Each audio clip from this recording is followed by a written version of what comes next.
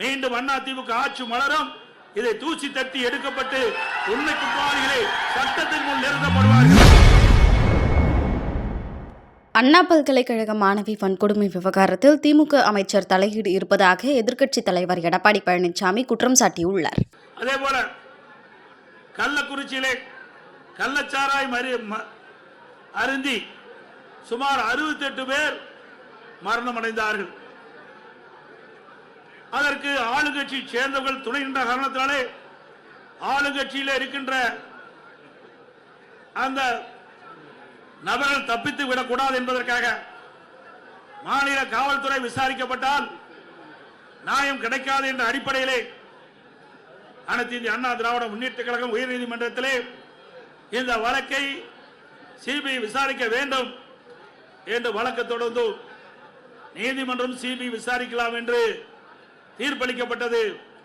ஆனால் இந்த விடியா திமுக அரசு உச்ச நீதிமன்றத்திலே மேல்முறையீடு செய்தது. இதிலிருந்து நாம் பார்க்க வேண்டும், குற்றவாளிகளுக்கு துணை நிற்கின்ற அரசாங்கமாக திரு ஸ்டாலின் அரசு செயல்பட்டது என்பதை நிரூபணமாயிருக்கின்றது. அதேபோல அண்ணா பல்கலைக்கழகத்திலே மாணவி பாலியல் சீண்டலுக்கு ஆளாக்கப்படுகிறார். அதிலே ஒரு அமைச்சர் திமுக கட்சி சேர்ந்தவர்கள் எல்லாம் ஈடுபட்டிருக்கின்றார்கள். ஆனால் அந்த வழக்கு நீத்து போகின்ற அளவுக்கு இன்றைய நிலைமை இருக்கின்றது. மீண்டும் அதிமுக ஆட்சி மலரும்.